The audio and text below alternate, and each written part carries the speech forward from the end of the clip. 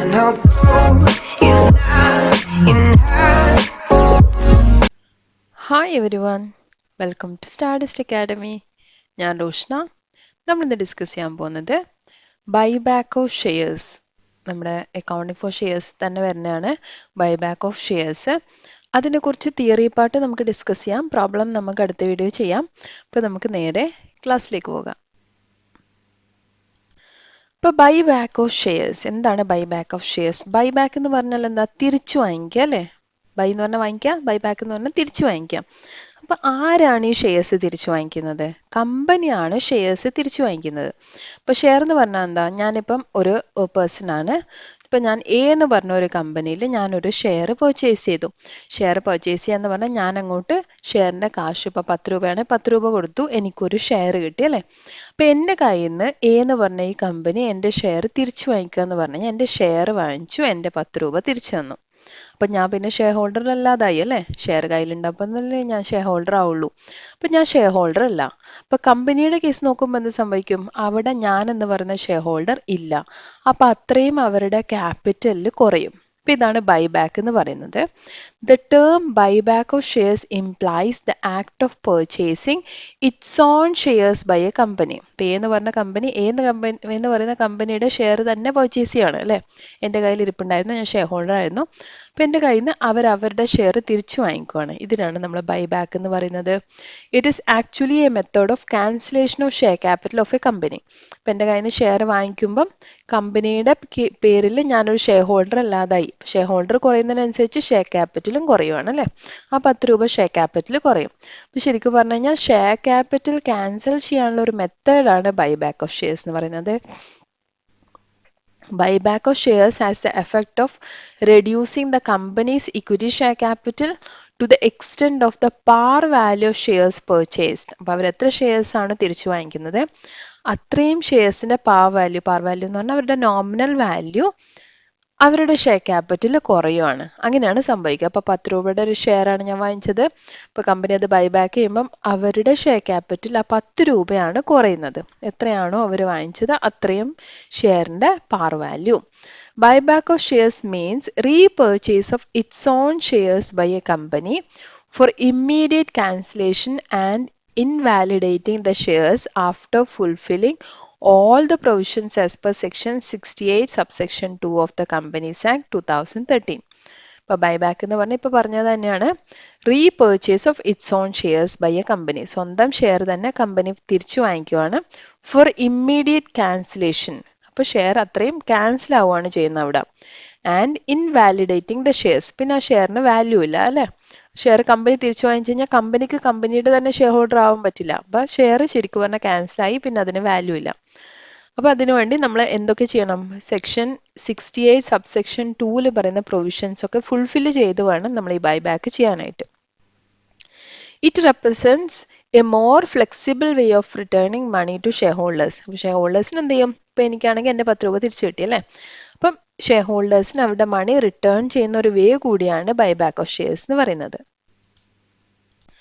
ഇനി നമുക്ക് നോക്കാം എന്തൊക്കെയാണ് ഒബ്ജക്റ്റീവ്സ്, എന്തിനാണ് നമ്മൾ ബൈബാക്ക് ഓഫ് ഷെയർസ് നടത്തുന്നത്. നമ്മളെന്ന് പറഞ്ഞാൽ കമ്പനി എന്തിനാണ് ബൈബാക്ക് ചെയ്യുന്നത്, അതിന്റെ ഒബ്ജക്റ്റീവ്സ് എന്തൊക്കെയാണ്.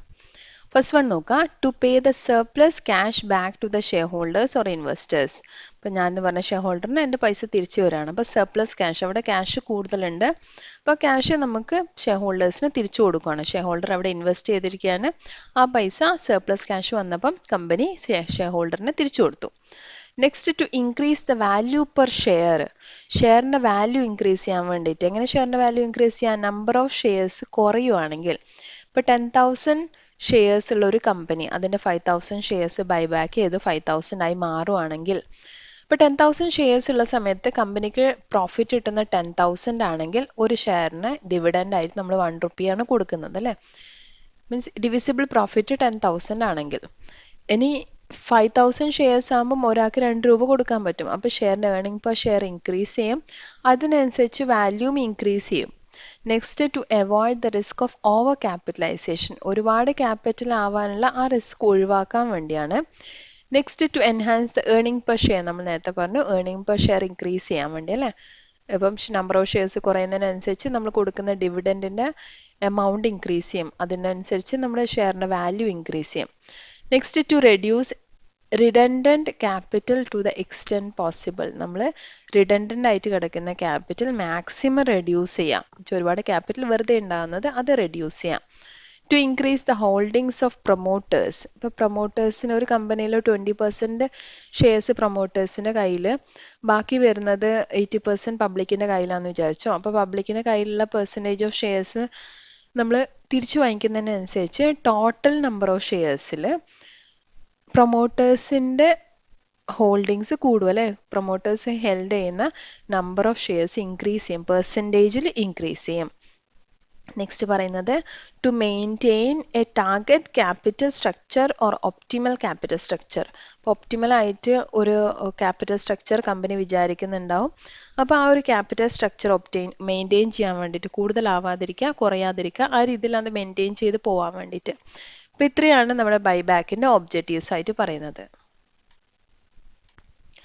നെക്സ്റ്റ് നമുക്ക് നോക്കാം എന്തൊക്കെയാണ് sources of buyback. Sources of buyback എന്ന് പറഞ്ഞു കഴിഞ്ഞാൽ ഏത് പൈസ വെച്ചാണ് കമ്പനി ബൈബാക്ക് ചെയ്യുന്നത് എന്ന് വെച്ചാൽ ഏത് എമൗണ്ട് എടുത്താണ് കമ്പനി ഷെയർ ഹോൾഡേഴ്സിന് തിരിച്ചു കൊടുക്കാൻ പറ്റുന്നത്. അപ്പോൾ അതിൽ ഫസ്റ്റ് പറഞ്ഞത് ഫ്രീ റിസർവ്സ്, നമ്മൾ ജനറൽ റിസർവ് ഒക്കെ പോലെയുള്ള ഫ്രീ റിസർവ്സ് നമുക്ക് യൂസ് ചെയ്യാം. Next security premium reserve. Security premium reserve ഉണ്ടെങ്കിൽ അത് നമുക്ക് യൂസ് ചെയ്യാം.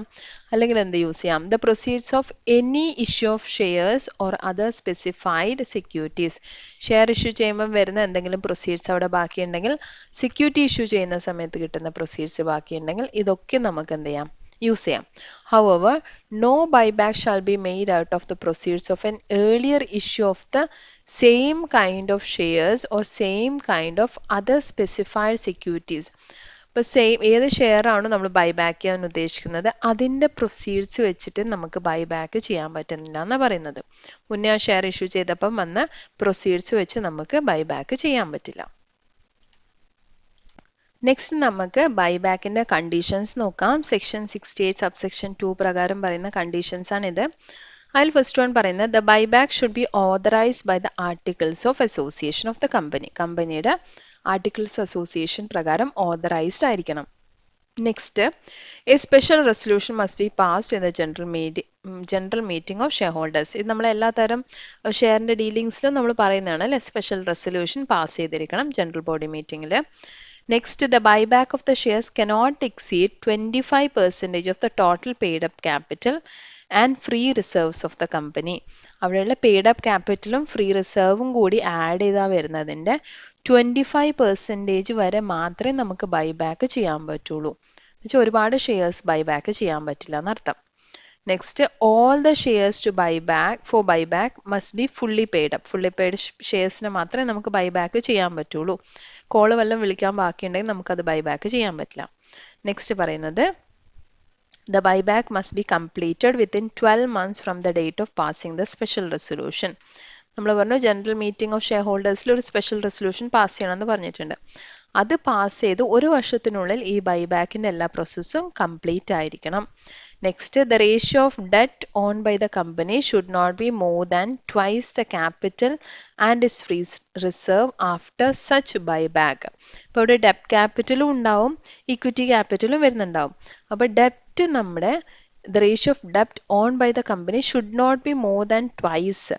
ക്യാപിറ്റലിൻ്റെ ഡബിളിൽ കൂടുതലാവാൻ പാടില്ല ഡെപ്റ്റ്. നമ്മൾ ബൈബാക്ക് ചെയ്ത് കഴിഞ്ഞാലുള്ള ക്യാപിറ്റൽ നോക്കാം. ഇത്രയും നമ്മൾ ബൈബാക്ക് ചെയ്യാൻ ഉദ്ദേശിക്കുന്നത്. അതിനുശേഷം വരുന്ന ക്യാപിറ്റലും ഫ്രീ റിസർവും ആഡ് ചെയ്ത് കഴിഞ്ഞാൽ അതിൻ്റെ ഡബിൾ വരെ മാത്രമേ നമ്മുടെ ഡെപ്റ്റ്സ് ഉണ്ടാവാൻ പാടുള്ളൂ, ഔട്ട്സൈഡ് ലയബിലിറ്റീസ് ഉണ്ടാവാൻ പാടുള്ളൂ. അപ്പോൾ അതിനെക്കാട്ടി കൂടുതലാവാൻ പാടില്ല. അപ്പോൾ അതിനനുസരിച്ച് വേണം നമ്മൾ ഇത്ര ബൈബാക്ക് ചെയ്യാൻ തീരുമാനിക്കേണ്ടത്. നെക്സ്റ്റ് കണ്ടീഷൻ നോക്കാം. 7th one, the buyback can be from the existing share holders on A proportionate basis. നമുക്ക് ബൈബാക്ക് എങ്ങനെയൊക്കെ ചെയ്യാൻ പറ്റും എന്ന് പറയുന്നുണ്ട്. ഒന്ന് എക്സിസ്റ്റിംഗ് ഷെയർ ഹോൾഡേഴ്സ് എന്ന് ഒരു പ്രൊപ്പോർഷനേറ്റ് ബേസിസിൽ, നമ്മളെല്ലാം പ്രൊപ്പോർഷനേറ്റ് ബേസിസ് ചെയ്യുന്നില്ലേ, ഇപ്പം 1 ഷെയർ ഉള്ളവർക്ക് ഇത്ര ഷെയർ എന്നൊക്കെ പറഞ്ഞിട്ട്, അതേപോലെ നമുക്ക് പ്രൊപ്പോർഷനേറ്റ് ബേസിസിൽ ചെയ്യാം. Next, from the open market, അല്ലെങ്കിൽ നമുക്ക് എന്ത് ചെയ്യാം, ഓപ്പൺ മാർക്കറ്റിൽ നിന്ന് റീപർച്ചേസ് ചെയ്യാം. നെക്സ്റ്റ്, ഫ്രം ഓൾഡ് ലോഡ്സ്, അല്ലെങ്കിൽ നമ്മൾ ഓടായിട്ട് നമ്മളൊന്ന് തീരുമാനിക്കാതെ ഓടായിട്ട് നമുക്കങ്ങ് ചെയ്യാം. Next from the employees of the company pursuant to a scheme of employee stock option scheme or set to equity. നമ്മൾ സ്വെറ്റ് ഇക്വിറ്റി ഷെയർസും എംപ്ലോയി സ്റ്റോക്ക് ഓപ്ഷൻ സ്കീമും ഒക്കെ പറഞ്ഞിട്ടില്ലേ, അത് എംപ്ലോയീസിന് കൊടുക്കുന്ന ഷെയർസ് ആണ്. അപ്പോൾ ആ ഷെയർസിന് നമുക്ക് വേണമെങ്കിൽ ബൈ ബാക്ക് ചെയ്യാം. ഇനി 8th പോയിന്റ് പറയുന്നത് the company must file declaration of solvency with the registrar SEBI in the form of an affidavit signed by at least 2 directors of the company. അവർ കമ്പനി ഇൻസോൾവെന്റ് ആയില്ല എന്ന് പറഞ്ഞിട്ട് ഒരു ഫയൽ ചെയ്യണം, നമ്മൾ ഒരു ഫോം ഫില്ല് ചെയ്തിട്ട് രജിസ്ട്രാറിനും സെബിക്കും കൂടി നമ്മൾ ഫില്ല് ചെയ്ത് കൊടുക്കണം ഫോം. അപ്പോൾ ഫോമിൽ എന്താ പറയേണ്ടത്, നമ്മൾ സോൾവെന്റ് ആണ്, ഇൻസോൾവെന്റ് ആയില്ല എന്ന് പറഞ്ഞിട്ട് അതിൽ 2 ഡയറക്ടേഴ്സ് സൈൻ ചെയ്യുകയും വേണം. നെക്സ്റ്റ് 9th പോയിന്റ് പറയുന്നത് the company shall extinguish or destroy physically the shares or securities so boat back within 7 days of the last date of completion of buyback in the presence of registrar or statutory auditor or merchant banker. അപ്പം നമ്മൾ ഈ തിരിച്ചു വാങ്ങിച്ചിരിക്കുന്ന share physically destroy ചെയ്തിരിക്കണം, അത് പിന്നെ use ചെയ്യാൻ പറ്റാത്ത രീതിയിലാക്കിയിരിക്കണം. തിരിച്ചു വാങ്ങിച്ച് 7 ഡേയ്സിൻ്റെ ഉള്ളിൽ അത് രജിസ്ട്രാറിൻ്റെയോ സ്റ്റാറ്റ്യൂട്ടറി ഓഡിറ്ററിൻ്റെയോ അല്ലെങ്കിൽ മെർച്ചന്റ് ബാങ്കറിൻ്റെയോ പ്രസൻസിൽ നമുക്ക് ചെയ്യാം. നെക്സ്റ്റ് 10th പോയിന്റ് പറയുന്നത് the buyback of the share listed on any stock exchange should be in accordance with the regulations made by the SEBI in this behalf. ഇപ്പം നമ്മൾ ഓപ്പൺ മാർക്കറ്റിൽ നിന്നാണ് ബൈബാക്ക് ചെയ്യുന്നതെങ്കിൽ, നമ്മൾ സ്റ്റോക്ക് എക്സ്ചേഞ്ചിൽ നിന്ന് ബൈബാക്ക് ചെയ്യുവാണെങ്കിൽ അതെന്ത് ചെയ്യണം, സെബിയുടെ റെഗുലേഷൻസിനനുസരിച്ച് മാത്രമേ നമുക്ക് ചെയ്യാൻ പറ്റുള്ളൂ. നെക്സ്റ്റ് കണ്ടീഷൻസ് നോക്കാം. 11th ആണ് പറയുന്നത് the buy back of unlisted shares should be in accordance with the share capital and debenture rules 2014. ഇപ്പോൾ ലിസ്റ്റഡ് ഷെയർസിൻ്റെ കാര്യത്തിലാണെങ്കിൽ സെബിയുടെ ഗൈഡ് ലൈൻസ് വെച്ചായിരിക്കണം നമ്മൾ ചെയ്യേണ്ടത് ബൈ ബാക്ക്. ഇനി അൺലിസ്റ്റഡ് ഷെയർസ് ആണെങ്കിൽ നമ്മൾ എന്ത് ചെയ്യണം, share capital and debenture rules 2014 പ്രകാരമായിരിക്കണം നമ്മൾ ചെയ്യേണ്ടത്. Next, money borrowed from banks or financial institution should not be utilized for buying back of shares. Share buyback ചെയ്യാൻ വേണ്ടി നമ്മൾ ഒരിക്കലും ബാങ്കിൽ നിന്നോ ഫിനാൻഷ്യൽ ഇൻസ്റ്റിറ്റ്യൂഷൻസിനോ ബോറോ ചെയ്ത പൈസ നമ്മൾ യൂസ് ചെയ്യാൻ പാടില്ലെന്നാണ് പറയുന്നത്. Next, there should be a time gap of at least 1 year between 2 buyback of shares. അപ്പം നമ്മൾ ബൈബാക്ക് ഓഫ് ഷെയർസ് ഒരു തവണ നടത്തി കഴിഞ്ഞാൽ നെക്സ്റ്റ് ടൈം നമ്മൾ ബൈബാക്ക് ചെയ്യുന്നതിൻ്റെ ഇടയിൽ ഒരു 1 year ഗ്യാപ്പ് എങ്കിലും വേണം. ഇതിനാണ് നമ്മൾ കൂളിംഗ് ഓഫ് പീരിയഡ് എന്ന് പറയുന്നത്. കൂളിംഗ് ഓഫ് പീരിയഡ് എന്താണെന്ന് നമുക്ക് ചിലപ്പോൾ ചോദിക്കാം. ഇപ്പോൾ കൂളിംഗ് ഓഫ് പീരിയഡ് എന്ന് പറഞ്ഞു കഴിഞ്ഞാൽ 2 ബൈബാക്കിനിടയിൽ അറ്റ്ലീസ്റ്റ് ഒരു 1 year ഗ്യാപ്പ് എങ്കിലും വേണം. ഈ ഗ്യാപ്പിനാണ് നമ്മൾ കൂളിംഗ് ഓഫ് പീരിയഡ് എന്ന് പറയുന്നത്. Next, when a company purchases its own shares out of free reserves, a sum equal to the nominal value of shares so purchased shall be transferred to capital redemption reserve. നമ്മൾ normally ചെയ്യാറുള്ളത് തന്നെ, ആദ്യം എന്ത് ചെയ്യണം, ഈ free reserves എടുത്ത് capital redemption റിസർവിലേക്ക് transfer ചെയ്യണം അല്ലേ, ക്യാപിറ്റൽ റിഡംഷൻ റിസർവ് ക്രിയേറ്റ് ചെയ്യണം. Next, after buy back it shall not make further issue of shares within a period of 6 months. ഇപ്പം നമ്മൾ ബൈബാക്ക് ചെയ്ത് കഴിഞ്ഞാൽ 6 മാസത്തിൻ്റെ ഇടയിൽ നമ്മൾ പുതിയ ഷെയർസ് പിന്നെ ഇഷ്യൂ ചെയ്യാൻ പാടില്ല. എക്സെപ്റ്റ് ചില കേസ് നമുക്ക് ചെയ്യാം, by way of bonus issue. Bonus issue വേണമെങ്കിൽ നമുക്ക് ചെയ്യാം. അല്ലെങ്കിൽ in discharge of obligations such as conversion of preference shares and debentures. ചില സമയത്ത് പ്രിഫറൻസ് ഷെയർസിനെ ഡിബഞ്ചേഴ്സിനെ കൺവേർട്ട് ചെയ്യേണ്ടവരും ഇക്വിറ്റി ഷെയർസ് ആയിട്ടോ സ്വെറ്റ് ഇക്വിറ്റി ഷെയർസ് ആയിട്ടോ അങ്ങനെ എന്തെങ്കിലും കൺവേർഷൻ വരുവാണെങ്കിൽ ആ സമയത്ത് നമുക്ക് ഷെയർസ് ഇഷ്യൂ ചെയ്യാം. അപ്പോൾ 2 കേസിൽ മാത്രമേ ചെയ്യാൻ പറ്റുള്ളൂ, ഒന്നിക്കിൽ ബോണസ് ഇഷ്യൂ അല്ലെങ്കിൽ കൺവേർഷൻ വരുന്ന സമയത്ത്. അല്ലാതെ നമ്മൾ ഒരു ബൈബാക്കിന് ശേഷം 6 മാസത്തേക്ക് പുതിയ ഷെയർസ് കമ്പനിക്ക് ഇഷ്യൂ ചെയ്യാൻ പറ്റില്ല. നെക്സ്റ്റ് നമുക്ക് ഇതിൽ പഠിക്കാനുള്ള ഒരു കാര്യം എസ്ക്രോ അക്കൗണ്ട് എന്ന് പറഞ്ഞിട്ടാണ്. അപ്പോൾ എസ്ക്രോ അക്കൗണ്ട് എന്ന് പറഞ്ഞു കഴിഞ്ഞാൽ the term escrow means A contract or bond deposited with a third person. നമ്മളൊരു തേർഡ് പേഴ്സൻ്റെ അടുത്ത് ഒരു കോൺട്രാക്റ്റോ അല്ലെങ്കിൽ ഒരു ബോണ്ടോ ഡെപ്പോസിറ്റ് ചെയ്യുവാണ്. ഇപ്പോൾ 2 പേരിൽ നമ്മൾ കോൺട്രാക്റ്റിനിടയിൽ ഒരു തേർഡ് പേഴ്സണായിട്ട് നമ്മൾ എന്ത് ചെയ്യാണ്, ഒരു ബോണ്ട് ഡെപ്പോസിറ്റ് ചെയ്യാണ്. By whom it is to be delivered to the guarantee on satisfaction of some conditions. ഇപ്പോൾ ചില കണ്ടീഷൻ സാറ്റിസ്ഫൈ ചെയ്യുന്ന രീതിയിൽ ഇത് നമ്മൾ വേറൊരാൾക്ക് ഡെലിവർ ചെയ്യാൻ വേണ്ടി. അപ്പം നമ്മൾ ഇതിലില്ലാത്ത നമ്മൾ ചെയ്യുന്ന കാര്യത്തിൽ ഇൻക്ലൂഡ് ചെയ്യാത്ത ഒരു തേർഡ് പേഴ്സന്റെ കയ്യിൽ കുറച്ച് എമൗണ്ട് ഡെപ്പോസിറ്റ് ചെയ്യാണ് അല്ലെങ്കിൽ ഒരു ബോണ്ട് ക്രിയേറ്റ് ചെയ്യാണ്. ഇതിനാണ് എസ്ക്രോ അക്കൗണ്ട് എന്ന് പറയുന്നത്. A company is required to open an escrow account in order to comply with the conditions of buyback of securities. ബൈബാക്കിന്റെ കേസിൽ നമ്മളിങ്ങനെ എസ്ക്രോ അക്കൗണ്ട് ക്രിയേറ്റ് ചെയ്യണം എന്നാണ് പറയുന്നത്. ഇറ്റ് കൺസിസ്റ്റ് ഓഫ്, അത് എന്തൊക്കെ രീതിയിലാവാം. ഒന്നാമത്തത് cash deposited with a commercial bank. ഒന്നുകിൽ അതൊരു കമേഴ്ഷ്യൽ ബാങ്കിൽ ക്യാഷ് ഡെപ്പോസിറ്റ് ചെയ്യുന്നതാവാം. ഇപ്പൊ ഇവിടെ കമേഴ്ഷ്യൽ ബാങ്ക് ആണ് നമ്മുടെ third person. Next bank guarantee in favour of merchant banker, അല്ലെങ്കിൽ മെർച്ചന്റ് ബാങ്കറിലെ കേസിലുള്ള ബാങ്ക് ഗ്യാരണ്ടി ആയിട്ട് വരാം. നെക്സ്റ്റ് പറയുന്നത് deposit of acceptable securities with appropriate margin, അല്ലെങ്കിൽ നമുക്ക് സെക്യൂരിറ്റീസ് ഡെപ്പോസിറ്റ് ചെയ്യാം. നെക്സ്റ്റ് കോമ്പിനേഷൻ ഓഫ് 1, 2 and 3, അല്ലെങ്കിൽ ഈ മൂന്നും ചെയ്യാം നമുക്ക്, അല്ലെങ്കിൽ 1, 2 ചെയ്യാം, 2, 3 ചെയ്യാം. അങ്ങനെ ഏത് കോമ്പിനേഷൻ ആയിട്ടും നമുക്ക് ചെയ്യാം. with merchant banker with an amount equal to 25% of consideration payable if the consideration does not exceed 100 crores. അപ്പോൾ 25% നമ്മൾ കൊടുക്കേണ്ട എമൗണ്ടിന്റെ 25% അല്ലെങ്കിൽ 100 ക്രോസ്. 100 ക്രോസ് ആണ് മാക്സിമം പറയുന്നത്. On completion of the payment obligation to the security holder, the amount of securities or securities deposited shall be released to the company. നമ്മൾ ആ obligation നമ്മുടെ പറഞ്ഞ കണ്ടീഷൻ സാറ്റിസ്ഫൈ ആയതിനു ശേഷം ഈ സെക്യൂരിറ്റീസ് എമൗണ്ട് നമുക്ക് കമ്പനിക്ക് റിലീസ് ചെയ്ത് കൊടുക്കാം. SEBI can forfeit the escrow account in case of non compliance of the obligations by the company. ഇനി കമ്പനി ആ ഒബ്ലിഗേഷൻസ് ഒന്നും പാലിച്ചില്ല എന്നുണ്ടെങ്കിൽ എന്ത് ചെയ്യാം, ആ ഫോർഫീറ്റ്, ആ അക്കൗണ്ട്, എസ്ക്രോ അക്കൗണ്ട് നമ്മുടെ സെബിക്ക് വേണമെങ്കിൽ അത് ഫോർഫീറ്റ് ചെയ്യാം, എന്ന് വെച്ചാൽ അത് ക്യാൻസൽ ചെയ്യാൻ പറ്റും. നെക്സ്റ്റ് നമുക്ക് ജേർണൽ എൻട്രീസ് നോക്കാം. അപ്പോൾ നമ്മൾ പറഞ്ഞിട്ടുണ്ട് പാർട്ട്ലി പെയ്ഡ് ഷെയർസിനെ നമുക്ക് ബൈബാക്ക് ചെയ്യാൻ പറ്റില്ല. അപ്പോൾ പാർട്ട്ലി പെയ്ഡ് ഷെയർസ് വല്ലതും ഉണ്ടെങ്കിൽ എന്ത് ചെയ്യണം, അതിനാദ്യം ഫുള്ളി പെയ്ഡ് ആക്കണം. പാർട്ട്ലി പെയ്ഡ് ഉണ്ടെങ്കിൽ മാത്രം ഈ എൻട്രി പാസ് ചെയ്താൽ മതി. അപ്പോൾ ഫുള്ളി പെയ്ഡ് ആക്കാന്ന് വെച്ചാൽ നമ്മൾ കോൾ എമൗണ്ട് വിളിക്കുകയാണ് വേണ്ടത്. അപ്പോൾ കോൾ എമൗണ്ടിന്റെ നമുക്ക് ഓൾറെഡി അറിയുന്ന ജേർണൽ എൻട്രി തന്നെയാണ്. Share final call account to equity share capital. Call amount വിളിക്കുന്ന സമയത്ത് അത് റിസീവ് ചെയ്യുന്ന സമയത്ത് എന്തായിരുന്നു, bank account to equity share final call എന്ന് പറഞ്ഞിട്ട് അതിന്റെ എമൗണ്ട് റിസീവ് ചെയ്യുന്ന എൻട്രി കാണിക്കാം. അപ്പൊ നമ്മൾ പാർട്ട്ലി പെയ്ഡ് ഷെയർസ് ക്വസ്റ്റിൽ തരുവാണെങ്കിൽ എന്നിട്ട് നമ്മളോട് ബൈബാക്ക് പറയുവാണെങ്കിൽ മാത്രം ഈ 2 എൻട്രീസ്, കോളിന് വേണ്ടിയിട്ടുള്ള 2 എൻട്രീസ് കാണിക്കണം. ഇനി നമ്മൾ ബൈബാക്കിനുള്ള എമൗണ്ട് കിട്ടാൻ വേണ്ടി നമ്മുടെ കയ്യിൽ ഇൻവെസ്റ്റ്മെന്റ്സ് വല്ലതും സെയിൽ ചെയ്യുകയാണെങ്കിൽ, ഇപ്പം ഇൻവെസ്റ്റ്മെന്റ് സെയിൽ ചെയ്യുമ്പം നമ്മുടെ എൻട്രി എന്തായിരുന്നു നോർമലി വരുന്നത്, ബാങ്ക് അക്കൗണ്ട് ഇൻവെസ്റ്റ്മെന്റ് അല്ലേ. ബാങ്ക് നമുക്ക് ഇൻവെസ്റ്റ്മെന്റ് സെയിൽ ചെയ്യുന്നു, നമുക്ക് എമൗണ്ട് കിട്ടുന്നു. അപ്പം എമൗണ്ട് കിട്ടുമ്പോൾ bank account to investment account എന്ന് പറഞ്ഞിട്ട് കാണിക്കാം. ഇപ്പം ഇൻവെസ്റ്റ്മെന്റ് ഇപ്പോൾ 1000 റുപ്പീസിന്റെ ഇൻവെസ്റ്റ്മെന്റ് സെയിൽ ചെയ്താൽ നമുക്ക് 1000 റുപ്പീസ് തന്നെ കിട്ടണമെന്നില്ല, ചിലപ്പോൾ 900 കിട്ടാം, ചില 1100 കിട്ടാം. അപ്പം നമ്മൾ എമൗണ്ട് റിസീവ് ചെയ്തതാണ് ബാങ്കിൽ കാണിക്കേണ്ടത്. ഇൻവെസ്റ്റ്മെന്റ് ടു ഇൻവെസ്റ്റ്മെന്റ് എന്ന് പറഞ്ഞിട്ട് ഇൻവെസ്റ്റ്മെന്റ് ഒറിജിനൽ എമൗണ്ട് ബാലൻസ് ഷീറ്റിൽ കാണിക്കുന്ന എമൗണ്ട് ആണ് അവിടെ എഴുതേണ്ടത്. ഇപ്പൊ ഇവിടെ ബാങ്ക് അക്കൗണ്ട് ഇൻവെസ്റ്റ്മെന്റ് നമ്മൾ എഴുതി, ഇൻവെസ്റ്റ്മെന്റ് എമൗണ്ട് 1000 ആയിരുന്നു, ബാങ്കിൽ നമുക്ക് 800 കിട്ടിയുള്ളൂ എന്ന് വിചാരിക്കും. അപ്പൊ അവിടെ ഒരു ഡിഫറൻസ് വന്നല്ലോ ജേർണൽ എൻട്രിയിൽ. ആ ഡിഫറൻസ് നമ്മൾ എന്ത് ചെയ്യാം, സ്റ്റേറ്റ്മെന്റ് ഓഫ് പ്രോഫിറ്റ് ലോസ് എന്ന് പറഞ്ഞിട്ട് എഴുതാം. അപ്പൊ ചിലപ്പോൾ അത് ലോസ് ആയിട്ട് വരാം, പ്രോഫിറ്റ് ആയിട്ട് വരാം. നമുക്ക് എൻട്രി കണ്ടാൽ മനസ്സിലാവും. ബാങ്ക് അക്കൗണ്ട് 800, ഇൻവെസ്റ്റ്മെന്റ് 1000 എഴുതി കഴിഞ്ഞാൽ ഡിഫറൻസ് വരുന്ന ഡെബിറ്റിലാണ് അല്ലേ. ഡെബിറ്റിൽ നമ്മൾ സ്റ്റേറ്റ്മെന്റ് ഓഫ് പ്രോഫിറ്റ് ലോസ് എന്നതും അത് ലോസ് ആണ്. അപ്പം ഇനി തിരിച്ചു വരുവാണ്, നമുക്ക് ഇൻവെസ്റ്റ്മെന്റ് 1000 ഉണ്ട്, ബാങ്കിൽ റിയലൈസ് ചെയ്ത് 1100 ആണെന്ന് വിചാരിച്ചു കഴിഞ്ഞാൽ bank account to investment account to statement of profit loss account എന്ന് പറഞ്ഞിട്ട് വരും. അപ്പൊ അത് പ്രോഫിറ്റ് ആയിരിക്കും. അപ്പൊ എൻട്രി അനുസരിച്ച് വേണം എഴുതാൻ.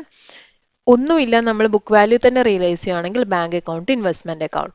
ഇനി ബുക്ക് വാല്യൂലല്ല റിയലൈസ് ചെയ്യുന്നെങ്കിൽ റിയലൈസ് ചെയ്ത വരെ വാല്യൂ ബാങ്ക് എന്ന് എഴുതാം, investment book value to investment എന്ന് പറഞ്ഞിട്ട് എഴുതാം. ഡിഫറൻസ് എവിടെയാണോ ഡെബിറ്റിലാണോ ക്രെഡിറ്റിലാണോ വരുന്നത് അത് സ്റ്റേറ്റ്മെന്റ് ഓഫ് പ്രോഫിറ്റ് ലോസ് എന്ന് പറഞ്ഞിട്ട് കാണിച്ചാൽ മതി. ഇനി to issue fresh or other kind of shares or debentures, നമ്മൾ പുതിയ ഷെയർസ് ഇഷ്യൂ ചെയ്യാണ് എമൗണ്ടിന് വേണ്ടിയിട്ടെങ്കിൽ എന്ത് ചെയ്യാം, നമ്മളിപ്പം ഏത് ഷെയർസ് ആണ് ഇഷ്യൂ ചെയ്യുന്നത് അത് ഇഷ്യൂ ചെയ്യുന്ന പാർ വാല്യൂവിൽ നോമിനൽ വാല്യൂവിലാണെങ്കിൽ ഇതൊക്കെ നമ്മൾ പഠിച്ച എൻട്രി ആണ്, സെയിം തന്നെയാണ് വരുന്നത്. Bank account to preference share capital അല്ലെങ്കിൽ ഡിബഞ്ചേഴ്സ് എന്താ ഇഷ്യൂ ചെയ്യുന്ന അതിനനുസരിച്ച് കാണിച്ചാൽ മതി. നമ്മൾ ഷെയർസ് ഇഷ്യൂ ചെയ്യുന്ന പ്രീമിയത്തിലാണെങ്കിൽ എങ്ങനെ വരും, ബാങ്ക് അക്കൗണ്ട് ടു നമ്മൾ നേരത്തെ പറഞ്ഞ എൻട്രി തന്നെ, bank account preference share capital or debenture എന്ന് പറഞ്ഞിട്ട് കാണിക്കും. ഇപ്പോൾ preference share capital or debenture എന്ന് പറഞ്ഞ എമൗണ്ടിൽ ആ സ്ഥലത്ത് നമ്മൾ എന്താ കാണിക്കേണ്ടത്, ഫേസ് വാല്യൂ കാണിക്കേണ്ടത്. ഇപ്പൊ ഫേസ് വാല്യൂ ഇപ്പൊ 100 റുപ്പീസ് ആണെങ്കിൽ അവിടെ 100 കാണിച്ചു. നമ്മൾ ഇഷ്യൂ ചെയ്യുന്ന പ്രീമിയത്തിലാണ് 110ലാണെങ്കിൽ ബാങ്ക് അക്കൗണ്ട് എന്ന് പറഞ്ഞിട്ട് നമ്മൾ എത്ര കാണിച്ചിട്ടുണ്ടാകും 110. അപ്പോൾ ആ ഡിഫറൻസ് എവിടെയാണ് വരുന്നത്? ക്രെഡിറ്റിലാണ് വരുന്നത് അല്ലേ? അപ്പോൾ ക്രെഡിറ്റിൽ നമ്മൾ എന്ത് ചെയ്യുക? അത് കൂടുതലല്ലേ നമ്മൾ വാങ്ങിച്ചത്, അപ്പോൾ പ്രീമിയം ആണ്. കുറവാണെങ്കിൽ ഡിസ്കൗണ്ട് എന്ന് പറയും, കൂടുതലാണ് പ്രീമിയം എന്ന് പറയും അല്ലേ? അപ്പോൾ നമ്മൾ ബാങ്കിലുള്ള എമൗണ്ട് കൂടുതലാണെങ്കിൽ ഷെയറിൻ്റെ വാല്യൂവിനും കാട്ടി കൂടുതലാണ് നമ്മൾ ഷെയർ ഹോൾഡറിൻ്റെ കയ്യിൽ നിന്ന് വാങ്ങിച്ചത്. അപ്പോൾ അത്രയും എമൗണ്ട് നമ്മൾ എന്ത് ചെയ്യണം? ടു സെക്യൂരിറ്റി പ്രീമിയം എന്ന് പറഞ്ഞിട്ട് കാണിക്കാം. ഇനി ആ ഷെയർ ഇഷ്യൂ ചെയ്യുന്ന ഡിസ്കൗണ്ടിലാണെങ്കിൽ ഇതേ എൻട്രി ആദ്യം എഴുതാം. Bank account to preference share capital or debenture, ഏതാ കേസ് എന്ന് വെച്ചാൽ അത് എഴുതാം. ഇപ്പോൾ ഡിസ്കൗണ്ടിൽ എന്ന് പറഞ്ഞാൽ എമൗണ്ട് കുറഞ്ഞിട്ടായിരിക്കും വരാം. ഇപ്പോൾ 100 റുപ്പീസിൻ്റെ ഷെയർ 80 റുപ്പീസിന് ഇഷ്യൂ ചെയ്യുമെന്ന് വിചാരിച്ചോ. അപ്പോൾ നമ്മൾ preference share capital or debenture എന്ന് പറഞ്ഞിട്ട് 100 എഴുതും, ബാങ്ക് എന്ന് പറഞ്ഞിട്ട് 80 എഴുതും. അപ്പോൾ ഡിഫറൻസ് എവിടെ വന്നു? ഡെബിറ്റിൽ വന്നു. അപ്പോൾ ബാങ്കിൽ എമൗണ്ട് കുറവാണ് കിട്ടി, അപ്പോൾ ഡിസ്കൗണ്ടിലാണ് നമ്മൾ കൊടുത്തിരിക്കുന്നത്. അപ്പോൾ നമ്മൾ ഡെബിറ്റിൽ എന്ത് എഴുതണം? Discount on issue of shares or debenture എന്ന് പറഞ്ഞിട്ട് കാണിക്കാം. അപ്പോൾ ഇത്രയും കഴിഞ്ഞാൽ നമ്മൾ ബൈബാക്കിൻ്റെ എൻട്രീസ് എഴുതണം. അപ്പോൾ ഇനി ബൈബാക്ക് ചെയ്യുന്നത് നമുക്ക് പാർ വാല്യൂവിലാവാം. പാർ വാല്യൂവിലാണെങ്കിൽ നമ്മൾ എന്ത് ചെയ്യണം? Equity share capital to equity share. ശരിക്കും പറഞ്ഞാൽ നമ്മൾ equity share capital share issue ചെയ്യുമ്പോൾ നമ്മൾ എന്ത് ചെയ്യും? Bank account equity share capital എന്ന് എഴുതാം. ഇതിന് നേരെ ഓപ്പോസിറ്റ് എൻട്രിയാണ് ശരിക്കും ആ ഷെയർ നമ്മൾ ബൈബാക്ക് ചെയ്യുമ്പോൾ വരേണ്ടത് അല്ലേ? എന്ന് വെച്ചാൽ equity share capital to bank എന്ന് പറഞ്ഞിട്ടാണ് വരേണ്ടത്. പക്ഷെ നമുക്ക് അങ്ങനെ കാണിക്കാൻ പറ്റില്ല. ഇക്വിറ്റി ഷെയർ ക്യാപിറ്റൽ എന്ന് പറഞ്ഞിട്ട് കാണിക്കാൻ പറ്റില്ല. നമ്മളൊരു പേഴ്സൺ ആണ് എമൗണ്ട് കൊടുക്കുന്നത്. അപ്പോൾ equity share capital to equity share holders, അത് ആദ്യം ഇക്വിറ്റി ഷെയർ ഹോൾഡേഴ്സിൻ്റെ അക്കൗണ്ടിലേക്ക് ട്രാൻസ്ഫർ ചെയ്യാം. അതിനുശേഷം എൻട്രി എന്താ? Equity share holders to bank എന്ന് പറഞ്ഞിട്ട് കാണിക്കാം. അപ്പോൾ അൾട്ടിമേറ്റ്ലി നമുക്ക് വരുന്ന equity share capital to bank എന്നുള്ള എൻട്രി തന്നെയാണെന്ന് വെച്ചാൽ ഡെബിറ്റിലും ക്രെഡിറ്റിലും ഇക്വിറ്റി ഷെയർ ഹോൾഡേഴ്സ് ക്യാൻസൽ ആയിക്കോളും. സെയിം എൻട്രി തന്നെ, പക്ഷെ നമ്മൾ അങ്ങനെ എഴുതാൻ പറ്റില്ല. നമ്മളത് ഇക്വിറ്റി ഷെയർ ഹോൾഡേഴ്സിൻ്റെ അക്കൗണ്ടിലേക്ക് ട്രാൻസ്ഫർ ചെയ്തിട്ട് അവിടുന്ന് വേണം നമ്മൾ എന്ത് ചെയ്യുക? ബാങ്ക് അക്കൗണ്ടിലേക്ക് ട്രാൻസ്ഫർ ചെയ്യേണ്ടത്. നെക്സ്റ്റ് ഇനി നമ്മൾ ഡിസ്കൗണ്ടിലാണ് ബൈബാക്ക് ചെയ്യുന്നതെങ്കിൽ, ഇപ്പോൾ ഷെയർ ഹോൾഡേഴ്സിൻ്റെ അക്കൗണ്ടിൽ ഷെയർ ക്യാപിറ്റലുള്ള എമൗണ്ടിലും കുറവാണ് നമ്മൾ അവർക്ക് കൊടുക്കുന്നത് അല്ലേ?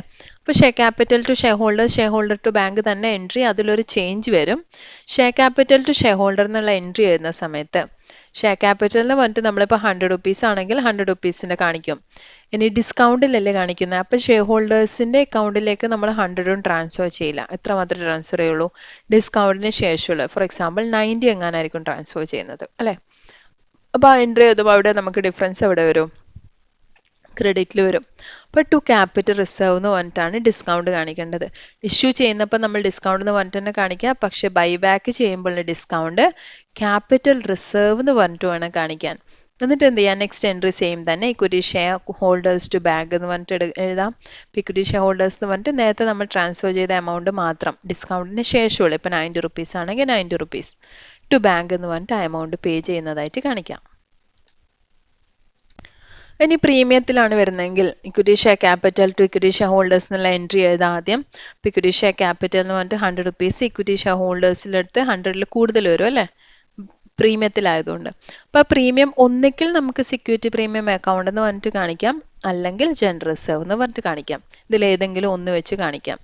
നെക്സ്റ്റ് എൻട്രി സെയിം തന്നെ equity share holders account bank. അപ്പോൾ ഇക്വിറ്റി ഷെയർ ഹോൾഡേഴ്സ് എന്ന് പറഞ്ഞിട്ട് എഴുതേണ്ടത് കൂടിയ എമൗണ്ട് ആണ്. 100 റുപ്പീസിൻ്റെത് 110നാണ് നമ്മൾ ചെയ്യുന്നതെങ്കിൽ 100 ഇക്വിറ്റി ഷെയർ ക്യാപിറ്റൽ എന്ന് പറഞ്ഞിട്ട് കാണിക്കും. ടു ഇക്വിറ്റി ഷെയർ ഹോൾഡേഴ്സ് എന്ന് പറഞ്ഞിട്ട് 110 കാണിക്കും. ആ 10 റുപ്പീസ് ഒന്നിക്ക് സെക്യൂരിറ്റി പ്രീമിയം എന്ന് പറഞ്ഞിട്ട് കാണിക്കും, അല്ലെങ്കിൽ ജനറൽ റിസർവ് എന്ന് പറഞ്ഞിട്ട് കാണിക്കും ഡെബിറ്റിൽ തന്നെ. Next entry equity share holders എന്ന് പറയുമ്പോൾ 110 ടു ബാങ്ക് എന്ന് പറഞ്ഞിട്ട് 110 എത്രയാണോ കൊടുക്കുന്നത്. ഇപ്പോൾ പ്രീമിയത്തിലാണെങ്കിൽ കൂടുതൽ എമൗണ്ട് കൊടുക്കുന്നു, ആ എമൗണ്ട് വേണം നമ്മൾ സെക്കൻഡ് എൻട്രിയിൽ കാണിക്കാൻ.